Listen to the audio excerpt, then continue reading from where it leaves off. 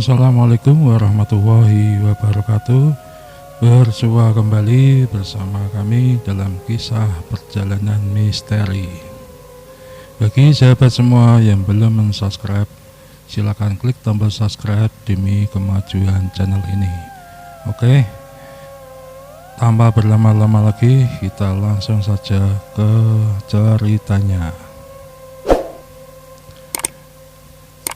Cerita kali ini dikirim oleh sahabat perjalanan misteri bernama Bang Amir dan diberi judul Pesugihan Uang Balik.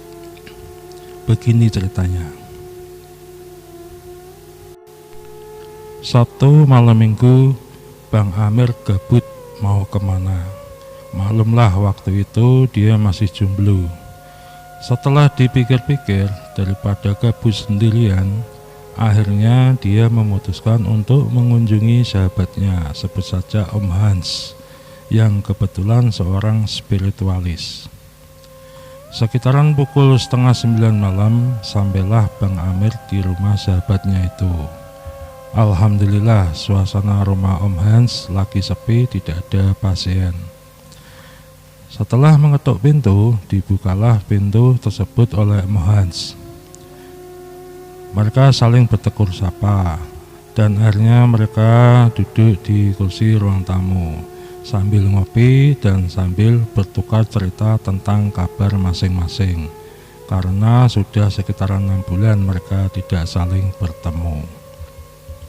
Semakin lama obrolan mereka dari yang ringan mulai menjurus ke obrolan yang lebih serius. Waktu itu, Bang Amir mulai curhat ke Om Hans masalah pekerjaan. Bang Amir merasa bingung karena selepas wisuda dia melamar ke beberapa kantor dan pabrik, tetapi semua lamaran dia tidak ada yang direspon. Padahal rencananya kalau sehabis wisuda dia kepingin langsung mendapatkan pekerjaan, biar bisa meringankan beban orang tuanya. Mendengar curhatan sahabatnya itu, Om Hans menawarkan suatu opsi. Berhubung dia seorang spiritualis, ya solusinya gak jauh-jauh dari hal-hal yang berbau mistis tentunya. Om Hans menawarkan suatu pekerjaan, yaitu pekerjaan yang dilakukan tiap jam 12 malam sampai jam 4 pagi tiap harinya. Kalau kerja kita bagus, maka akan langsung digaji, tidak harus menunggu sampai awal bulan. Bahkan kalau dalam seminggu pekerjaan kita bagus, maka akan langsung digaji selama seumur hidup, asalkan tidak melanggar pantangan yang sudah ditetapkan. Mendengar penawaran dari Om Hans, Bang Amir sangat tertarik. Dia cuma agak bingung, pekerjaan apa yang mulainya dari jam 12 malam sampai jam 4 pagi itu. Apa nangkap tuyul ya, pikirnya kayak gitu. Om Hans seakan-akan bisa menangkap rasa penasaran dari Bang Amir. Beliau menerangkan bahwa pekerjaan itu yang jelas tidak mengandung unsur yang merugikan orang lain ataupun mengandung unsur kriminalitas magis. Mendengar keterangan tersebut, Bang Amir semakin penasaran. Bang Amir bertanya, pekerjaan apaan itu Om? Kok aneh dengernya? Wes pokoknya kamu gelem ora, tak kasih gawe kayak gitu, terang Om Hans. Kasih tahu dulu toh Om, apa pekerjaannya, ntar jangan-jangan pekerjaan yang aneh-aneh, tanya Bang Amir. Sementing kamu mau enggak, dan jangan khawatir pekerjaan ini tidak merugikan orang lain ataupun melanggar pantangan agama, terang Om Hans. Yowes Om, kalau begitu aku mau, jawab Bang Amir. Kalau emang bener kamu mau, besok malam Jumat depan kamu kesini lagi dan bawa 1 lembar uang 100.000 rupiah. Nanti uang tersebut sebagai sarana bayaran kamu. Jangan khawatir, Saya kagak minta duit ke kamu kok. Ntar uang itu saya balikin lagi ke kamu. Pekerjaan ini saya beri nama pesugihan uang balik, terang Om Hans secara mendetail. Mendengar kata pesugihan, bulu kuduk Bang Amir berdiri. Dia ketakutan. Dan kowe Om, aku kan mau cari kerja, bukannya mau cari pesugihan, protes Bang Amir. Walah goblok nemen kowe. Pesugihan itu cuma nama. Kenapa aku namain pesugihan? Karena kalau kamu sukses menjalankannya, kamu akan kaya raya seumur hidup dan nggak kalah sama tetangga-tetangga kamu yang mencari pesugihan itu loh, terang Om Hans lagi. Terus pakai tumbal kah? Tanya Bang Amir balik. Tenang aja bro, iki nggak eneng tumbale. Justru kamu itu harus rajin ibadah dan beramal, serta kamu tidak boleh melanggar semua pantangan agama. Kalau itu sampai terjadi, maka hanguslah pesugihanmu itu, lanjut Om Hans. Mendengar semua penjelasan dari Om Hans, maka semakin mantaplah niat dari Bang Amir untuk menjalankan ritual pesugihan uang balik ini. Singkat cerita, tibalah hari Kamis malam Jumat. Hari yang ditunggu-tunggu oleh Bang Amir pun tiba. Waktu menunjukkan pukul 8 malam. Bang Amir bersiap-siap untuk meluncur ke rumah Om Hans. Sekitaran 1 jam sampailah Bang Amir di rumah sahabatnya itu. Dan ternyata Om Hans sudah menunggu di pendopo depan rumahnya, di mana dia biasa menerima pasien-pasiennya. Ayo sini Mir, udah tak tunggu dari habis isak tadi, kata Om Hans. Ya bro, tadi agak kesorean pulangnya ke rumah, baru pulang dari luar kota ini, jawab Bang Amir. Piye, udah siap? Oh iya, mana duit 100 ribuannya ada kagak, tanya Om Hans. Ini bro uangnya, jawab Bang Amir sambil menyodorkan uang tersebut ke Om Hans. Ini kamu catat dulu kode seri uangnya, biar tidak ketukar, perintah Om Hans. Kita ngopi bentar sambil nunggu jam 12 malam. Nanti kamu sholat hajat dulu, setelah itu nanti kamu saya kasih doa, dan doa itu kamu baca sebanyak 1000 kali dengan benar. Usahakan sebelum jam 4 pagi kamu udah selesai baca sebanyak 1000 kali. Itu uang 100 ribuannya nanti kamu letakkan di depan kamu, dan tiap baca sampai 100 kali kamu tiup uang 100 ribuan itu. Lakukan terus tiap malam sampai kamu saya perintahkan berhenti. Ritual pertama kamu lakukan di kamar belakang itu yang sudah saya siapkan, terang Om Hans panjang lebar. Oke bosku, jawab Bang Amir semangat. Waktu sudah menunjukkan pukul 11.45 menit. Bang Amir mulai bersiap-siap. Dia mandi besar dulu, lalu masuk ke kamar yang sudah disiapkan oleh Om Hans. Akhirnya ritual tersebut mulai dijalankan Bang Amir. Hari kedua, ritual dilakukan di rumah Bang Amir sendiri. Singkat cerita, hari memasuki hari ke-7. Di sini terjadi suatu keanehan. Di hari pertama sampai hari ke-6 tidak terjadi apa-apa. Tapi beda pada malam ke-7 ini, di mana uang yang selama ini dia doain tiba-tiba pas masuk hitungan ke 1000 kali, setelah ditiup, tiba-tiba uang tersebut hilang tanpa bekas. Di sini Bang Amir bingung dan keheranan kemana hilangnya uang tersebut. Masa nggak ada angin dan nggak jatuh kok bisa hilang? Karena posisi sudah azan subuh, akhirnya Bang Amir langsung sholat dan tidur.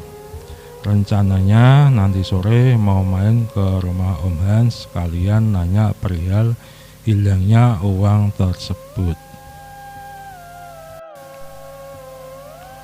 Sore harinya sekitaran pukul 6 malam, setelah sholat maghrib, Bang Amir langsung berangkat ke rumah Om Hans. Sesampainya di rumah Om Hans, ternyata Om Hans lagi melayani pasiennya. Setelah menunggu sekitaran 1 jam, pasien Om Hans pamitan pulang. Gak begitu lama, Om Hans mengajak Bang Amir masuk ke dalam kamar belakang, di mana pertama kali Bang Amir mulai menjalankan ritual pesugihannya. Di dalam kamar tersebut, Om Hans tersenyum sambil memeluk Bang Amir. "Selamat ya bro, kamu udah sukses menjalankan ritualnya," terang Om Hans. Om, saya malah mau nanya, kenapa kok uang tersebut hilang?" tanya Bang Amir keheranan. "Ini uangnya," kata siapa uang ini hilang. "Cek dulu kode serinya, bener uang kamu apa bukan," perintah Om Hans. Bang Amir menerima uang tersebut sambil agak keheranan. Setelah mengecek kode serinya, memang itu benar uang yang kemarin didoakannya. "Terus uang ini untuk apa bro?" tanya Bang Amir kebingungan. "Ya udah, kamu bawa aja uang itu. Terus nanti kamu jangan pelit jadi orang. Sering-seringlah beramal ke orang lain. Jangan pandang bulu, semua orang harus dibantu jika kamu nanti sudah sukses," terang Om Hans. "Udah pulang sana dan jangan lupa ibadah. Dan yang penting harus kamu ingat, jangan kamu langgar larangan agama. Kalau kamu langgar, akan sia-sia semua usahamu itu," perintah Om Hans. Sepulang dari rumah Om Hans, Bang Amir mampir ke minimarket arah jalan pulang. Di minimarket tersebut, Bang Amir membeli 1 botol minuman dan sebungkus rokok. Setelah membayar, Bang Amir melanjutkan perjalanan pulangnya. Sebelum sampai rumah, Bang Amir sempatkan ngisi BBM sepeda motornya. Selesai membayar BBM, Bang Amir langsung pulang ke rumah. Sesampainya di rumah, Bang Amir mulai tersadar. Setahu dia, di dompetnya cuma ada 1 lembar uang 100 ribuan pemberian dari Om Hans. Tapi kenapa dia sudah 2 kali mengeluarkan uang lembaran ratusan ribu rupiah? Tapi umpama uang itu balik ke dompetnya, harusnya pemilik SPBU dan minimarket tadi merasa kehilangan dan terjadi keributan. Karena penasaran, esok harinya Bang Amir ke warung Padang untuk membeli makan sekalian melakukan pembuktian. Setelah membayar dengan uang ratusan ribu yang kemarin, Bang Amir sengaja tidak pergi jauh dari warung tersebut. Setelah ditunggu sekitaran 1 jam lamanya, ternyata tidak terjadi suatu keributan, yang artinya warung tersebut tidak merasa kehilangan uangnya.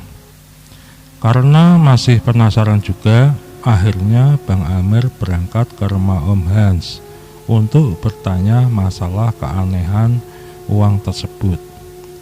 Sesampainya di rumah Om Hans, dia menerangkan kalau uang tersebut secara fisik memang balik lagi ke dompetnya Bang Amir.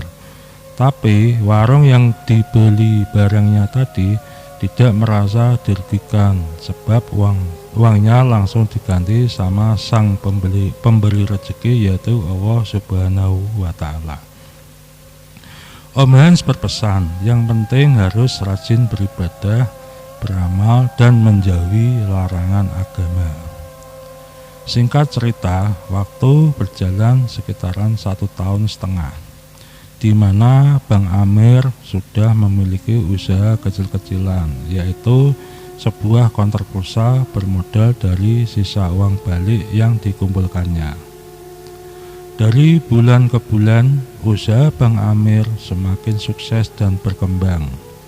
Menginjak tahun kedua, Bang Amir sudah membuka cabang baru konternya. Konter yang baru ini terlihat lebih besar dan barangnya lebih lengkap. Tidak cuma jualan pulsa saja, tetapi juga jualan handphone beserta aksesorisnya. Karena usahanya semakin sukses, Bang Amir berencana mau menikah. Dia mulai mencari-cari kenalan perempuan yang cocok dengannya. Bertemulah dia dengan sesosok perempuan asal Jawa Barat. Sebut saja namanya Desi. Semenjak berkenalan dengan Desi, Bang Amir mulai jarang terlihat di konternya. Sehari-hari dihabiskan waktunya untuk berduaan dengan Desi. Bahkan Om Hans pernah sampai menegur Bang Amir kalau memang serius dengan Desi, dia diminta untuk segera menikahinya biar tidak terjadi perzinahan. Mendengar teguran dari Om Hans, Bang Amir menurutinya dan berencana akan segera melamar dan menikahi Desi. Bahkan Bang Amir meminta tolong ke Om Hans sebagai wali dari orang tua Bang Amir untuk melamar Desi ke orang tuanya.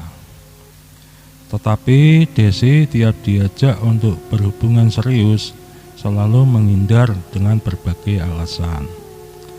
Belum siap lah, masih pengen main dululah. Itulah salah satu alasan Desi menolak jika Bang Amir dikala mau melamarnya. Akhirnya kekhawatiran Om Hans selama ini terbukti.